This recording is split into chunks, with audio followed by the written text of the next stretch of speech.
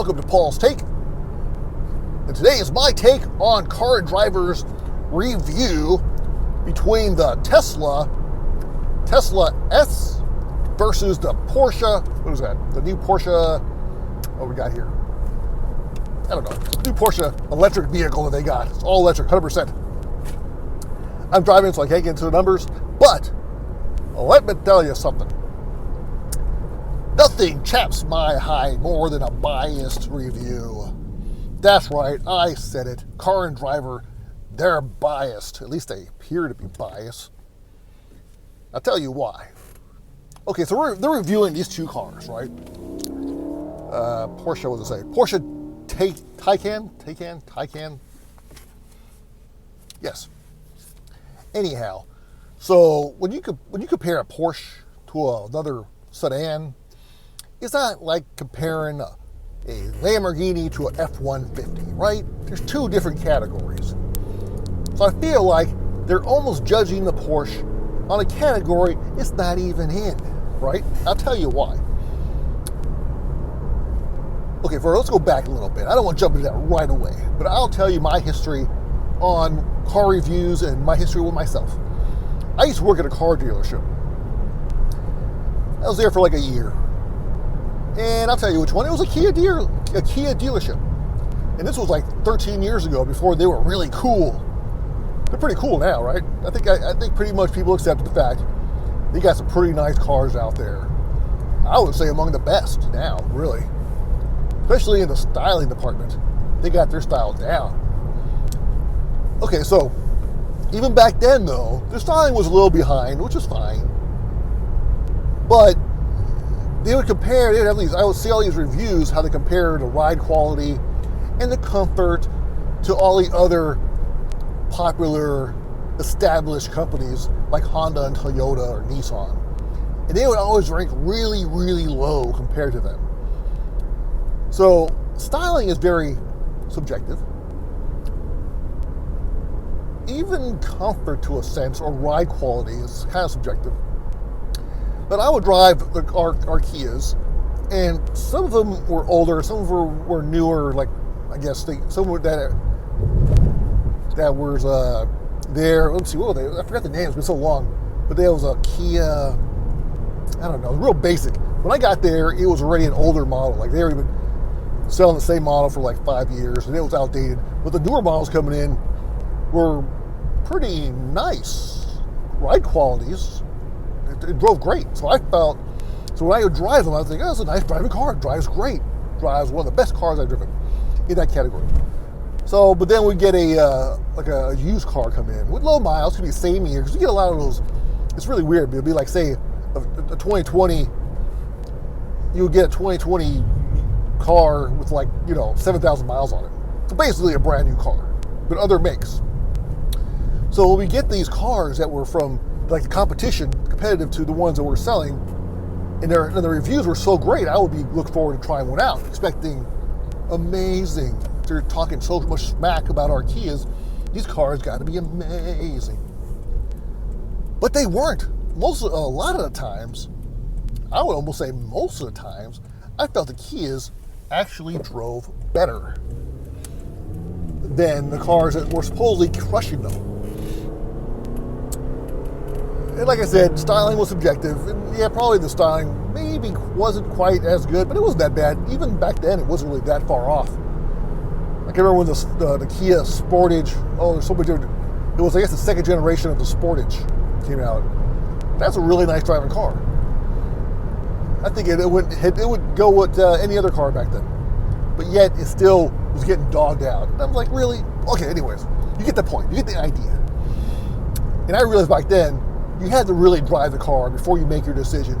Don't base it purely on reviews. Because it seemed like they were all, I don't know, biased for some reason towards companies that I don't know why. Maybe they got paid a little extra. Maybe they got a little favor. I don't know. But it seemed very skewed against Kia. So I feel like that's the deal with this situation here with the Tesla versus the Porsche. Even in the article, it was saying the Porsche was faster. The Porsche, well, okay, so It was faster and it drove really great. The handling, the feel, all kind of blew away the Tesla, right? So what else is there? We were talking about a Porsche. Okay, so the Porsche was more expensive by a lot. It was a lot more expensive. But if you're comparing the two, yeah, you lose points for that. But really, if you're comparing the two, you're comparing the two vehicles, right? They were saying the fit and finish on the Tesla wasn't that great. They were saying the trunks weren't even, the seams weren't even lining up correctly. And I've heard this before. But what really, really was obvious to me where Tesla really is slacking big time, and Porsche excels almost as much as its performance, is its interior space, interior design, the seats, the dash, all that. They try to say that they were equal. The interior of a Tesla doesn't even touch the interior of a Porsche. And yet, they picked the Tesla as being the better car. Their pick, the Tesla. And if you're saying, well, they got better batteries and range, what was surprising me was, so I guess on the sticker, or where they advertised that the Porsche, how many miles, how much range you can get on the batteries, and then Tesla, they have their estimated range, and it was, by the numbers, by the estimate, was off, like a Tesla was 100 miles further on range than a Porsche, which is like, wow, that's a big deal. But when they actually tested the vehicles, doing 75 miles an hour, and to see how far they can go, it's a constant 75. Well, it only beat it by I don't want to give you false numbers, but let's say 10 miles. It was much different. They were very, very similar to a point where it didn't even make a difference. It was just, they were very close. They'll say the Porsche was actually much more accurate on their status, their estimated range than the Tesla, which was way off. So maybe to get the Tesla range, you gotta do 55 miles an hour downhill or something. I don't know. And also, the biggest surprise, or I don't know about surprise, but one of the big performance factors, I would say, if you're comparing the two, especially if you're buying a Porsche versus a Tesla S for the performance factor of it,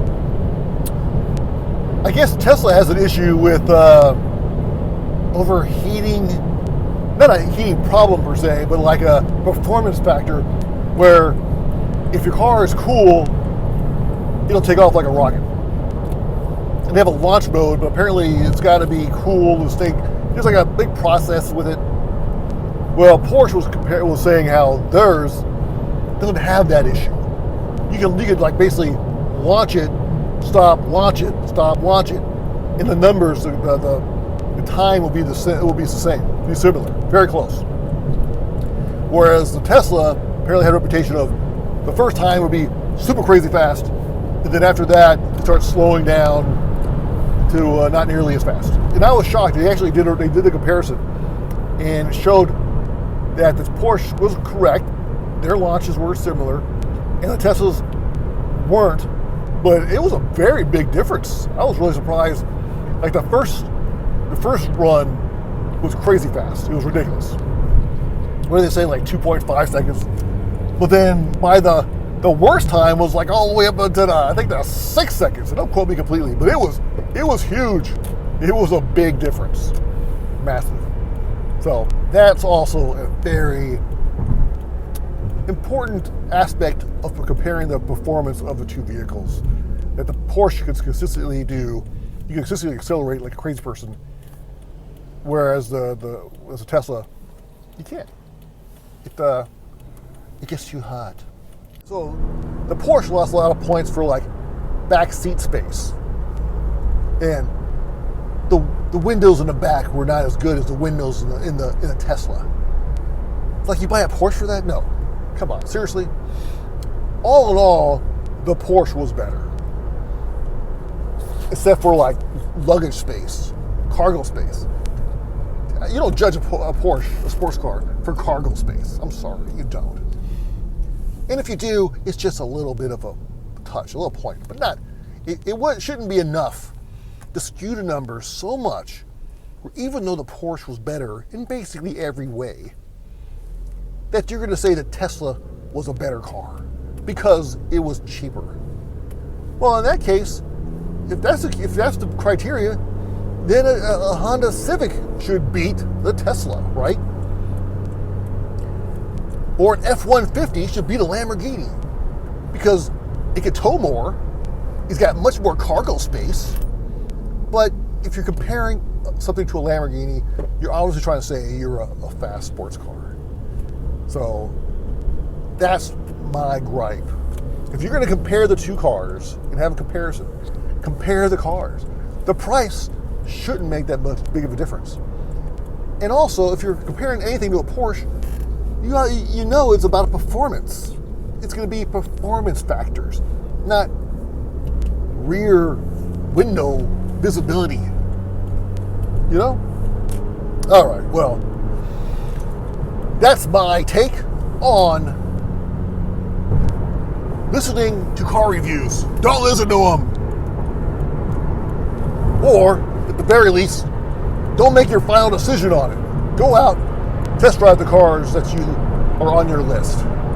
Because many times, I think I will love a car based on the reviews to only drive one and feel like it sucked hardcore. And then end up with a car that was really low on the reviews because I liked the way it drove. All right? Well, thanks for watching Paul's Take. Stay safe, watch your hands, don't touch your face, and hit like and subscribe, support the channel. Appreciate it.